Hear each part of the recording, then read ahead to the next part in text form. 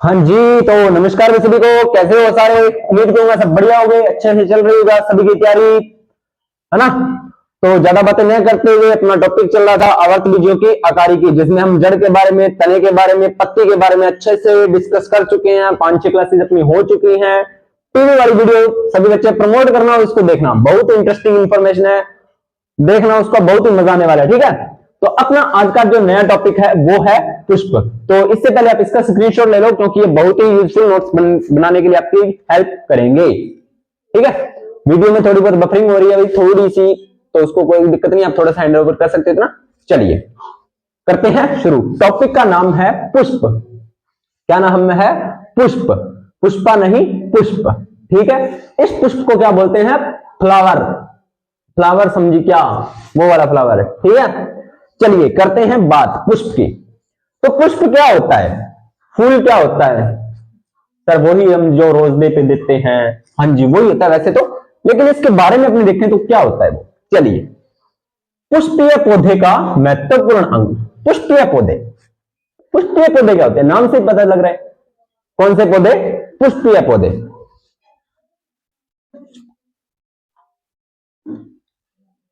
पुष्पीय पौधे वे पौधे होते हैं जिन पौधों में पुष्प लगे होते हैं या लगते हैं, वे पुष्पीय पौधे होते हैं। ठीक है, तो पुष्पीय पौधों का महत्वपूर्ण अंग है, पुष्पीय पौधों का महत्वपूर्ण अंग, यानी कि यह भी जो आपका पुष्प होता है यह पौधे का एक मुख्य और महत्वपूर्ण अंग माना जाता है। पहली बात तो ये। ठीक है, अब पुष्प है क्या? तो पुष्प एक रूपांतरित प्ररोह है। क्या है? रूपांतरित प्ररोह या स्तंभ। रूपांतरित प्ररोह या स्तंभ। एग्जामिनर आपसे प्ररोह देखकर ही पूछता है। ऑप्शन में क्या देता है? प्ररोह ही देता है आपको। क्या देता है? प्ररोह ही देता है। ये बात आपको ध्यान में रखनी है। दो बातें होगी आपकी क्लियर। पहली बात क्या कि पुष्पीय पादपों का महत्वपूर्ण अंग और यह एक रूपांतरित प्ररोह होता है। चलिए, ये दो बातें तो आपको समझ में आ गई होगी। यहां पर तो किसी बच्चे को कोई दिक्कत नहीं हो रही होगी ना। तो अब एक बार आप डायग्राम को ध्यान से देख लीजिए। चलिए अब करते हैं शुरू। तीसरी बात क्या कह रहा है? गांठें व रूपांतरित पुष्पीय पत्तियां लगी रहती हैं।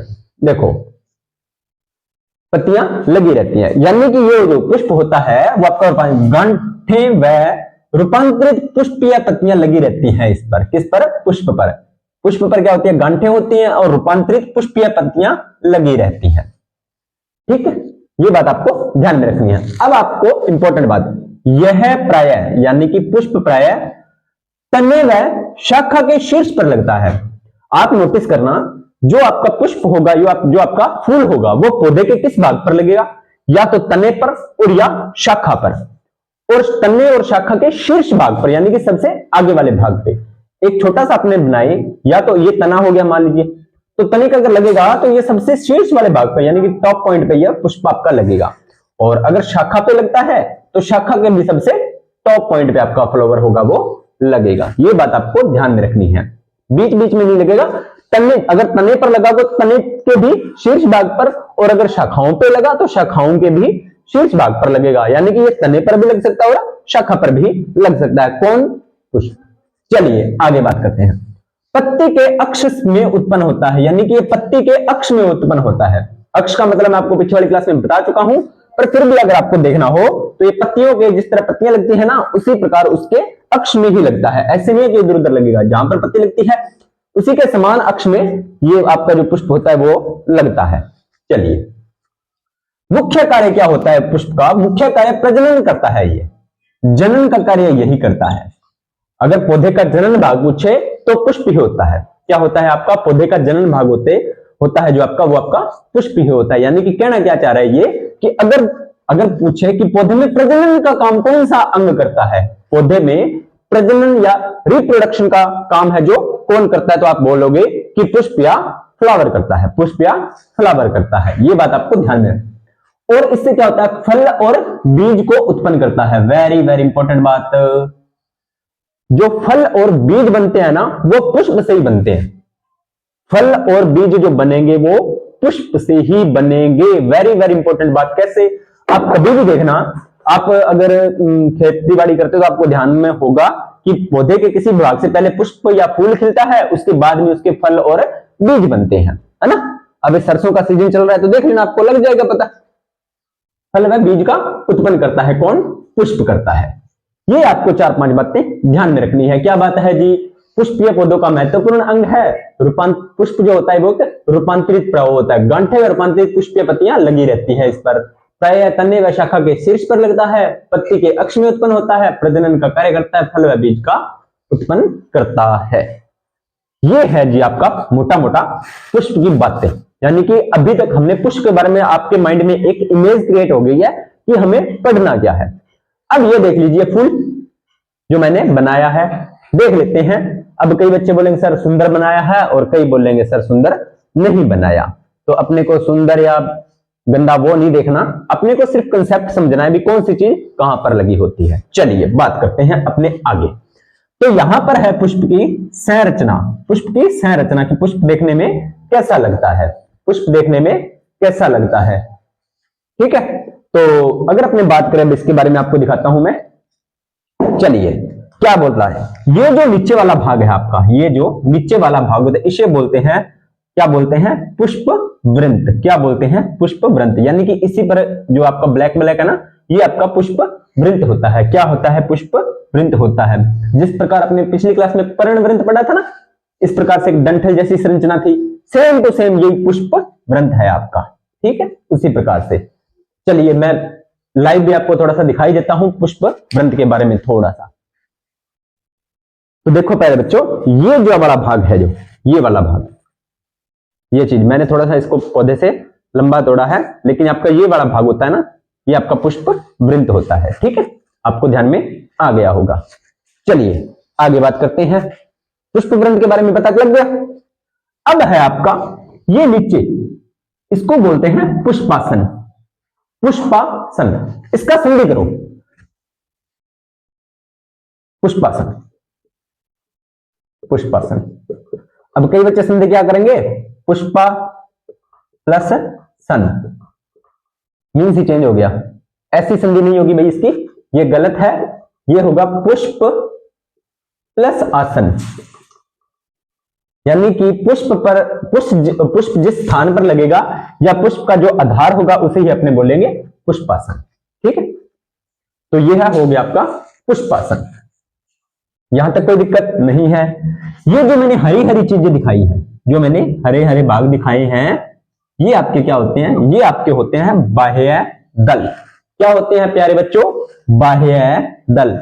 बाह्य दल यानी कि सबसे बाहर वाले भाग में जो पंखुड़ियां से लगी हुई आपको दिखाई देती हैं, वो होते हैं बाह्य दल। पत्तीनुमा संरचना होती है सबसे बाहर की तरफ पौधे के, जो आपका पुष्प होता है उसके नीचे। इसको भी आपको लाइव दिखाते हैं, इसको भी आपको लाइव दिखा देते हैं, ठीक है।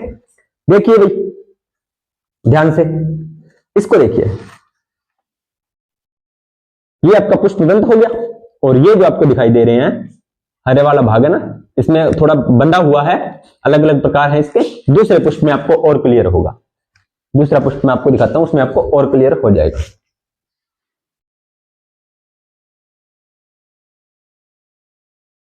ये वाला भाग ध्यान से देखिए, ये वाला भाग, ये जो हरे हरे है ना, ये वाले, ये आपके बाह्यदल। ये पूरा फूल खराब हो गया है, पर कोई बात नहीं, आपको फिर भी दिखाई देते हैं। यहां से आपको चीजें, अब देखो ये सबसे बाहर वाला जो भाग है, ये आपका क्या होता है? बाह्य दल होता है, ठीक है। चलिए बाह्य दल के अंदर में होता है आपका ये जो बड़ी बड़ी पंखुड़ियां होती हैं, बड़ी बड़ी जो पंखुड़ियां होती हैं, ये लगभग रंगीन ही होती हैं। इन्हें बोलते हैं दल या पंखुड़ी। क्या बोलते हैं? दल या पंखुड़ी। पहले बाह्य दल के बाद में आता है आपका दल या पंखुड़ी। ये जो मैंने भाग बनाए हैं, ये वाले भाग, ये आपके दल या पंखुड़ी है। उसके बाद में आपका भाग आता है अगला, कौन सा? ये आता है आपका पुमंग। ये पूरा का पूरा, इसको मैं कर रहा हूं थोड़ा इधर वाली साइड, ये भी आपका, इसको मैं कर रहा हूं ताकि आपको दिक्कत ना आए। ये आपका होता है पुमंग। क्या होता है? पुमंग होता है। इस पर होते हैं, क्या होते हैं? ये पुमंग का जो ऊपरी वाला भाग होता है, ऊपर वाला भाग। इसको दोबारा बनाते हैं ताकि आपको क्लियर हो जाए। इस तरह से इसमें दो भाग होते हैं, इसे बोलते हैं पराग कोश। चलो पुमंग को थोड़ा अलग बनाते हैं, पुमंग को थोड़ा सा अलग बनाते हैं, ठीक है। दल और बाह्य दल में तो आपको दिक्कत होती नहीं है, दिक्कत आती है आपको इस भाग में, ठीक है। इसे बोलते हैं पराग कोश और इसे बोलते हैं तंतु, ठीक है, पराग कोश और तंतु। चलिए इसके बाद में आता है आपका जायांग। ये जो आपका पूरा भाग होता है ये आपका पुमंग के कैटेगरी में आता है और ये वाला जो आपका होता है ये जायांग की कैटेगरी में आता है। क्या आता है? जायांग। जायांग का ऊपरी वाला भाग आपका वृत्तिकाग्र और ये वाला भाग आपका वृत्तिका और ये नीचे वाला भाग आपका अंडाशय या अंडक। इसको भी थोड़ा अलग बना देता हूं मैं, इसको भी थोड़ा सा। अगर आप इसको पौधे में देखोगे ना, अगर मेरे को ना पौधा मिला नहीं, पुष्प मिला नहीं, गुड़हल का जो पौधा होता है, गुड़हल का पुष्प देखना, उसमें सारी चीजें आपको क्लियरिटी दिखाई देती है। एक तो उसका पुष्प बड़ा होता है और दूसरा उसमें जो कलर होते हैं ना वो सारे डिफरेंट डिफरेंट होते हैं, तो आपको सारी चीजें डिफरेंट मतलब बहुत ही अच्छे तरीके से क्लियरिटी से आपको समझ में आती है। जैसे भी मुझे गुड़हल का पुष्प मिलेगा तो मैं आपके साथ सारी चीजें उसकी शेयर कर दूंगा, भाई हाँ ये ऐसी ऐसी चीज मैं उसका प्रयास कर रहा हूं, मुझे मिला नहीं, इसके लिए मैं क्षमा चाहता हूं। लेकिन गुड़हल का अगर आप खुद अपने बेस पे देखना चाहो तो गुड़हल का जो फूल होता है ना उसमें सारी चीजें आपको क्लियर चारों के चारों क्लियरिटी से दिखाई देते हैं। पर फिर भी मैं आपको पुमंग बता दिया, जायांग बता देता हूं, कुछ इस प्रकार से होता है, इस प्रकार से। तो ये वाला जो भाग होता है ये होता है वृत्तिकाग्र, वृत्तिकाग्र, ये होती है आपकी वृत्तिका और ये होता है आपका अंडप या अंडाशय, अंडप या अंडाशय, ठीक है। ये होते हैं पुष्प के भाग। दोबारा फिर देख लीजिए, पुष्पवृंत नीचे वाला भाग, पुष्पासन ये वाला भाग, बाह्य दल ये हरा वाला भाग, दल या पंखुड़ी या पत्तियां, पुमंग ये वाला भाग और जायंग ये मध्य वाला भाग। इतनी ही चीजें होती है। अंडप हो गया, जायंग का भाग है, वर्तिकाग्र हो गया, ये आपके जायंग के भाग, और परागकोश और पुंकेसर ये आपके इसके भाग होते हैं, ठीक है। चलिए इतनी बातें आपको क्लियर हो गई हैं, ये पुष्प के अंग होते हैं। अब एक एक अंग के बारे में अपने विस्तार से अध्ययन करेंगे, एक एक अंग के बारे में विस्तार से अध्ययन करेंगे, ठीक है। चलिए आगे बात करते हैं। इसको रफ कर रहा हूं मैं, आप मिटा लेना, उतार लेना इसको।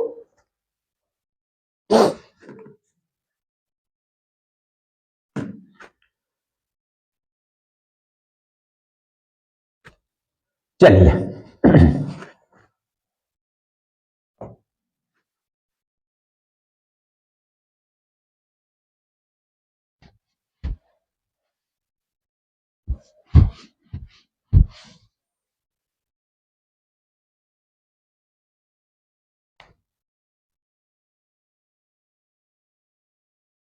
पुष्प वृंत, पहला है पुष्प वृंत।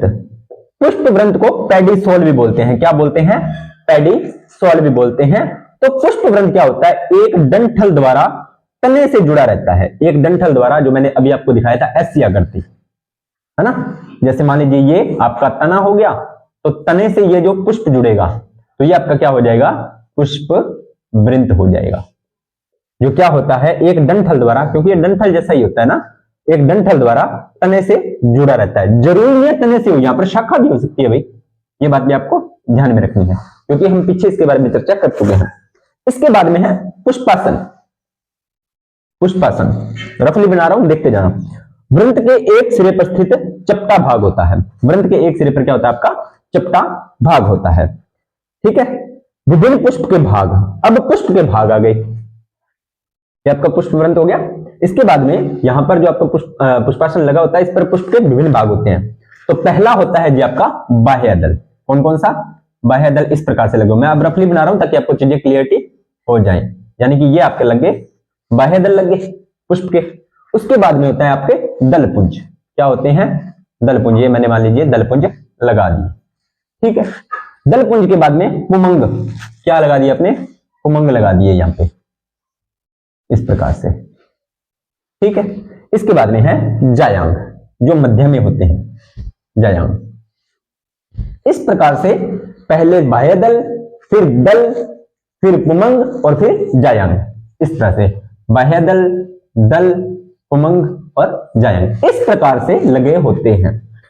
तो जो आपके दल और बाह्य दल होते हैं, बाह्य दल और आपके जो दल पुंज होते हैं वो सहायक अंग होते हैं किसके? पुष्प के। पुष्प के क्या होते हैं? सहायक अंग होते हैं। जो बाहर वाले दो है ना, कौन कौन से? दल और बाह्य दल, ये पुष्प के सहायक अंग हैं, यानी कि पुष्प के किसी ना किसी काम में हेल्प कर रहे हैं। लेकिन जो आपके पुमंग और जायांग हैं वो आवश्यक अंग होते हैं, यानी कि ये जरूरी हैं। एक तो सहायक, हेल्प करने के लिए, एक काम करने के लिए। अब कैसे काम करेंगे अपने एक के बारे में विस्तार से अध्ययन करेंगे। तो जरूरी अंग पूछे तो आपको पुमंग और जायांग याद रखने हैं। पुमंग और जायांग आपको याद रखने हैं। बाह्य दल और दल आपके क्या होते हैं? सहायक अंग होते हैं पौधे के, पुष्प के।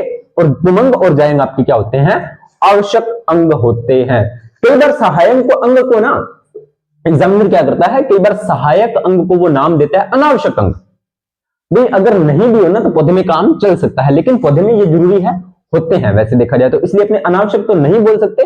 कई बार एग्जामिनर बोलता है, अलग अलग बुक्स में ना कई बार अनावश्यक भी लिखा हुआ है, लेकिन आपको सहायक जरूर याद रखना है क्योंकि हेल्प करते हैं ये। चलिए आगे बात करते हैं। अब एक एक अंग को पौधे के उठाते हैं, उसकी विचार से अपने विस्तार से इसका अध्ययन करते हैं थोड़ा बहुत, ठीक है। तो जो लैब असिस्टेंट वाले बच्चे हैं जिनके पास साइंस है वो भी इस क्लास को देखें, क्योंकि आपका बेस एक बार और स्ट्रांग हो जाएगा तो आपको इसको डिटेल से पढ़ने में आपको दिक्कत नहीं आने वाली है। अगर आप इसी तरह से सपोर्ट करते हो तो शायद, मैं प्रॉमिस तो नहीं करता भी ऐसा होगा, इतना जरूर आपसे कहूंगा कि लैब असिस्टेंट का जो आपको साइंस, जो आपकी बायोलॉजी है वो मैं कवर करवाऊंगा। लेकिन अगर आप और अच्छे से सपोर्ट करते हो तो मेरा टारगेट शायद डिजिटल बोर्ड का रहेगा कि मैं आपको डिजिटल बोर्ड पे करवाऊं चीजें, ठीक है। तो आप थोड़ा सा सपोर्ट किया करो। पहला है आपका बाह्य दल। कौन सा दल? बाह्य दल। आपने अच्छे से, सभी ने अच्छे से देख लिया बाह्य दल को, जानते हो ना। अब बातें आपके सारे दिमाग में फिट हो जाएंगी, एक एक बातें सीधी डायरेक्ट सुनते जाना, बस दिमाग में फिट है, कोई दिक्कत नहीं है, कोई भी आपको दिक्कत, बस आराम से सुनते जाना, आपके दिमाग से बाहर जाएगी नहीं ये बातें। पुष्प का सबसे बाहरी चक्र, पुष्प का सबसे बाहरी चक्र आपने देखा होगा, पुष्प गोलाकार आकृति में होता है, तो जो उसके सबसे बाहर वाली जो पत्ते होती हैं, सबसे बाहर की तरफ, नीचे की तरफ जो मैंने आपको दिखाई थी पत्तियां, वो बात ये कर रहा है कि पुष्प का सबसे बाहरी चक्र। पहली बात कंफर्म, देख ली। अगली बात, हरे रंग की होती है। कौन से रंग की होती है? हरे रंग की होती है, छोटी होती है आकार में और पत्ती नुमा संरचना होती है, ऐसे लगी। सॉरी भाई, आपको ना अगर बाह्य दल को देखोगे ना तो ये तो पुष्प के सबसे बाहर की तरफ आपको दिखाई दे जाएगी। उसके बाद में ये आपको हरी और आकार में थोड़ी छोटी दिखाई देंगी और आपको लगेगा कि ये पत्तियां ही है। आपको ऐसे लगेगा ये पत्तियां हैं, क्योंकि ये पत्ती नुमा संरचना होती है, वास्तविक पत्ती नहीं होती, ये पत्ती नुमा संरचना होती है। पत्ती नुमा क्या होती है? संरचना होती है। अब अगर ये जो आपके बाह्य दल होते हैं, अगर जो आपके बाह्य दल हैं स्वतंत्र, स्वतंत्र का मतलब अलग अलग, स्वतंत्र व अलग अलग हों बाह्य दल। अब जैसे मैंने आपको दिखाया था कि बाह्य दल एक यहां पे लग गया, चलो मैं आपको थोड़ा सा बना के दिखा देता हूं। ये मान लीजिए पुष्प का इस तरह से अगर लगा हुआ है, एक यहां पे लगा हुआ है, इनके बीच में अगर स्पेस है इस तरह से, ठीक है, तो ये स्वतंत्र व अलग अलग हैं। तो इसको बोलते हैं प्यारे बच्चों, इसको क्या बोलते हैं? इसको बोलते हैं पृथक बाह्य दलीय। पृथक का मतलब क्या होता है? अलग ही तो होता है, कोई नई बात नहीं है ना। पृथक बाह्य दलीय बोलते हैं। और अगर ये आपके बाह्य दल आपस में जुड़े हों, अभी मैंने गेंदे के पुष्प में आपको दिखाया था बाह्य दल इस प्रकार से जुड़े होते हैं पौधे के अंदर, अब देखना इस तरह से, इस प्रकार से जुड़े होते हैं कुछ पौधों में, तो उसको बोलते हैं संयुक्त बाह्य दल। अगर अलग है तो पृथक और अगर जुड़े हैं तो संयुक्त, कोई नई बात नहीं है, जो आपको ऑलरेडी पता है। अगर बाह्य दल अलग हो तो उसे पृथक बाह्य दलीय, और अगर बाह्य दल जुड़े हो तो उसे बोलेंगे संयुक्त बाह्य दलीय। चलिए, ये काम क्या करते हैं? ये कली, जो पुष्प की कली होती है उसको वह उसके पुष्प के आंतरिक भागों को, पुष्प के आंतरिक भाग जैसे दल हो गया, पुमंग हो गया और आपके जायांग हो गए, उसको सुरक्षा प्रदान करते हैं। कौन? बाह्य दल। कौन प्रदान करते हैं? बाह्य दल। किस किसको? कली व पुष्प के आंतरिक भागों को सुरक्षा प्रदान करते हैं। कौन प्रदान करते हैं? सर बाह्य दल प्रदान करते हैं।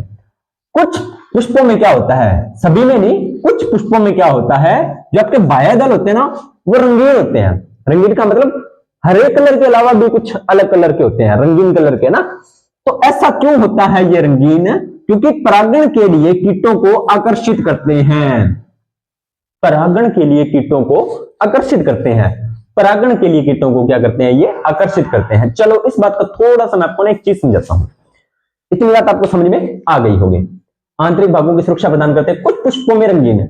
बाह्य दल क्या होते हैं, वैसे तो आपके हरे होते हैं नॉर्मली, लेकिन कुछ जो आपके पुष्प होते हैं ना, उसमें क्या होता है, ये थोड़ा ना मतलब कलरफुल होते हैं। इतनी बात समझ में आई? हाँ जी सर, आगे इतनी तो ठीक है। तो परागण क्या होता है? परागण पराग कणों का वृत्तिकाग्र पर गिरना, पराग कणों का वृत्तिकाग्र पर गिरना, ये तो होता है आपका परागण। आगे विस्तार से बताऊंगा कैसे कैसे होता है, सारी चीजें बताऊंगा। अभी आप इतना समझो भी पराग कणों का पराग इस पर गिरना। तो स्व परागण तो कुछ पौधों में पाया जाता है, पर परागण का मतलब होता है बाहरी कारकों से परागकण वृत्तिकाग्र पर गिरते हैं। तो उसके लिए आपको पता है कीट कीट होते हैं ना, वो परागण पर परागण में बहुत हेल्प करते हैं। किसमें? पर परागण में। कैसे हेल्प करते हैं सर?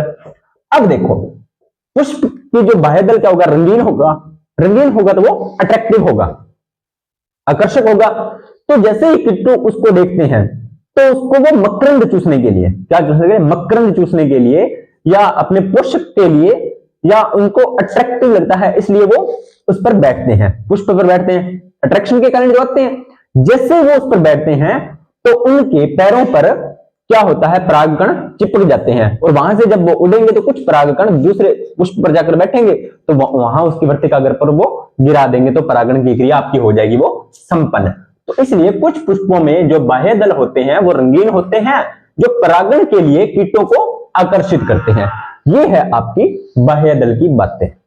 उम्मीद करता हूं इतनी जानकारी आपको समझ में आ गई होगी। चलिए आगे बात करते हैं। इसके बाद में आता है आपका बाह्य दल के बाद में क्या आता है? क्या आता है बाह्य दल के बाद में?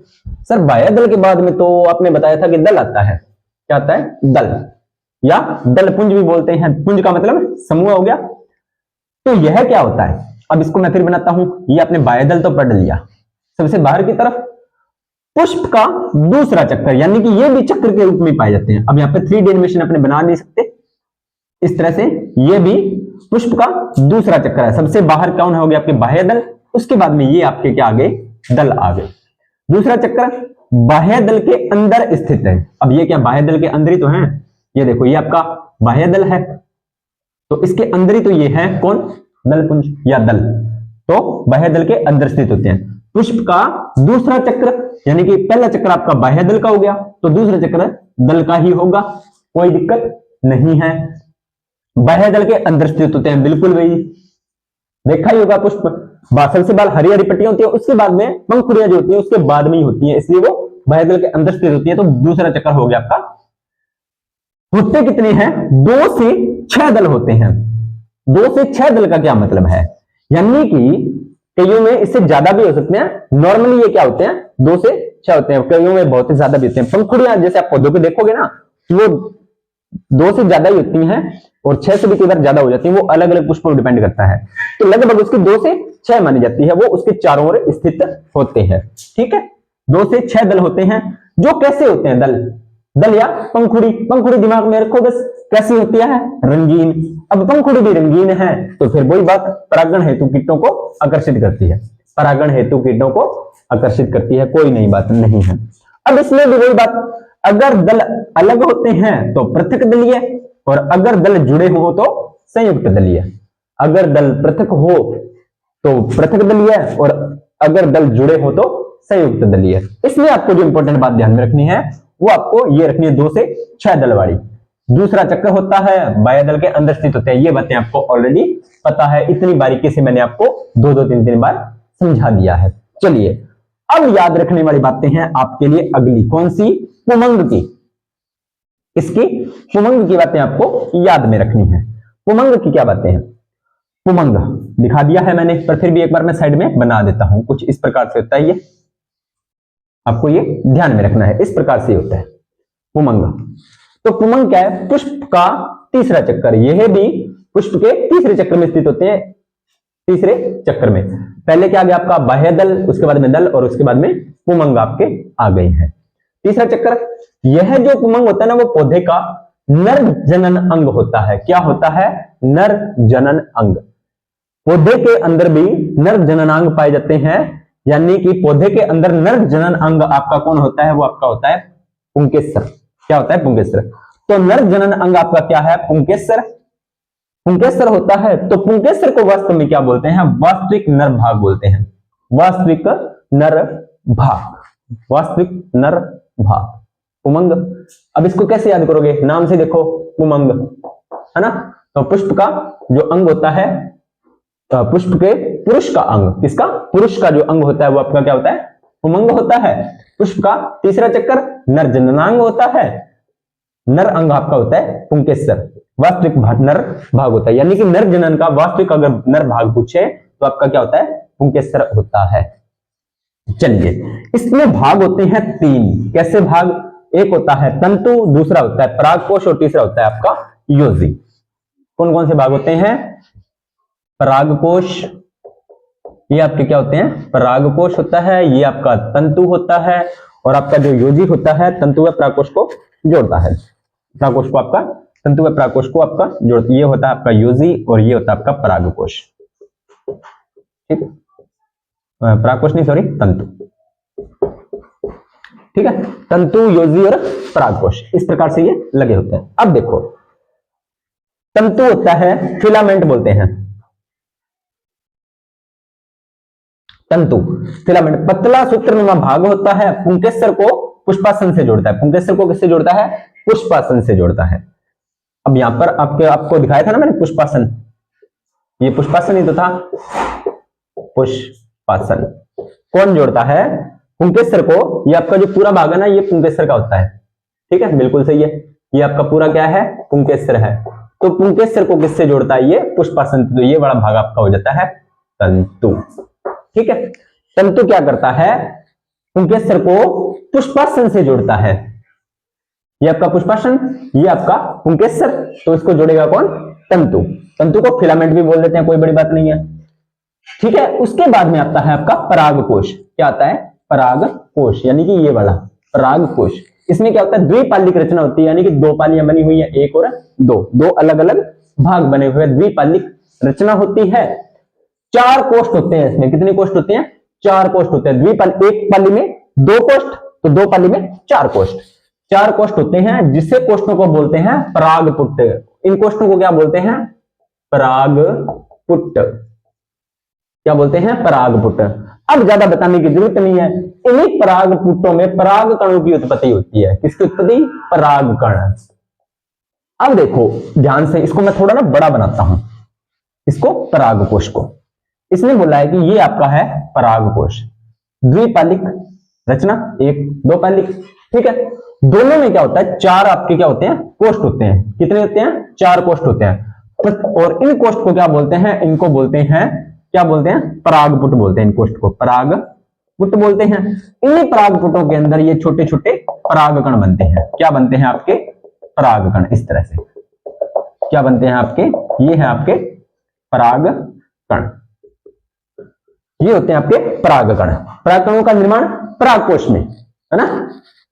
चलिए, और यह ही जो आपके परागकण होते हैं, इन्हें बोला जाता है वास्तविक नर युग्मक। लो जी, कंफ्यूजन क्रिएट हो सकता है। वास्तविक नर अंगपुच्छे पुष्प का या पौधे का तो आपका होता है पुंकेसर। क्या होता है? वास्तविक नर अंग पूछे तो पुंकेसर, और वास्तविक नर युग्मक पूछे तो आपका क्या होगा? पराग कण। क्या हो गए? पराग कण।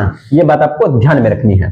अगली बात, अब जैसे ही ये आपका पराग कोश है, ये पक जाता है तो ये फट जाएगा। पकते ही फटेगा, फटते ही पराग कण आएंगे बाहर। पराग कण आएंगे कहां पर? बाहर। और बाहर आते ये प्रकीर्णन के लिए तैयार रहते हैं। प्रकीर्णन के लिए, किसके लिए? प्रकीर्णन के लिए। तो ये प्रकीर्णन शब्द क्या होता है? चलो इस पर थोड़ा सा विचार कर लेते हैं हम, प्रकीर्णन पे। ठीक है, चलो प्रकीर्णन को आपको बता देते हैं। योजी क्या होता है? तंतु व परागकोश को जोड़ता है। योजी किसको जोड़ता है? तंतु और परागकोश को जोड़ता है, जो अपने पीछे देख चुके हैं। अब मैं आपको प्रकीर्णन पर थोड़ा सा विचार कर लेते हैं। अपने प्रकीर्णन क्या होता है?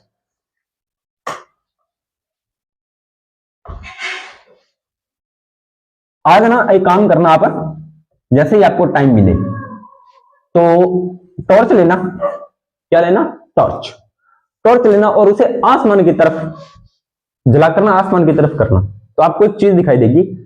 जो खुली आंखों से आप छोटे छोटे कण है ना वो नहीं देख पाओगे, लेकिन वहां पर आप वो छोटे छोटे कण आपको दिखाई दे जाएंगे, छोटे छोटे कण होंगे वो आपको दिखाई दे जाएंगे। ऐसा क्यों? ऐसा होता है प्यारे बच्चों प्रकाश का प्रकीर्णन। अब प्रकाश का प्रकीर्णन क्या होता है?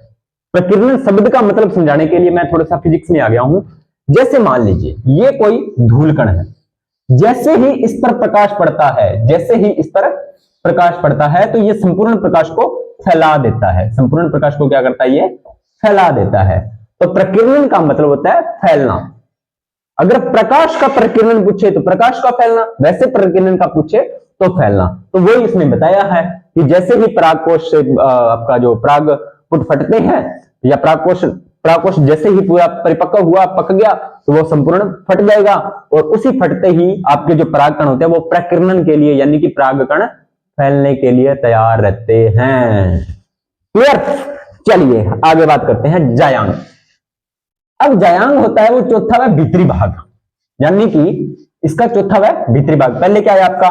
दल आया, उसके बाद में पहले बाह्य दल, फिर दल, फिर आपके पुमंग और उसके बाद में आपका जायांग। क्या आया उसके बाद में? आपका जायांग। जायांग होता है आपका चौथा वह भीतरी कक्ष, वास्तविक मादा अंग। पुमंग नर अंग है और जायांग है मादा अंग।